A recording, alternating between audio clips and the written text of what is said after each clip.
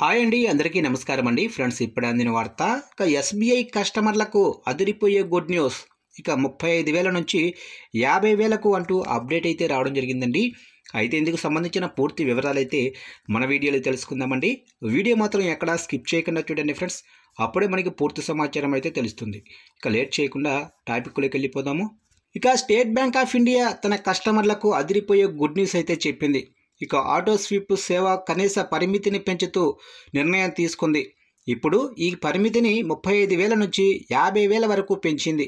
అంటే ఇప్పుడు మీ సేవింగ్స్ అకౌంటులో బ్యాలెన్స్ 50,000 దాటినప్పుడు అది ఆటోమేటిక్గా స్థిర డిపాజిట్గా మారుతుంది. అది మీకు ఎక్కువగా వడ్డీని లభిస్తుంది. మోడ్ పథకం అంటే ఏమిటో తెలుసుకుందాము. మోడ్ లేదా మల్టీ ఆప్షన్ డిపాజిట్ అనేది ఒక ప్రత్యేక పథకం.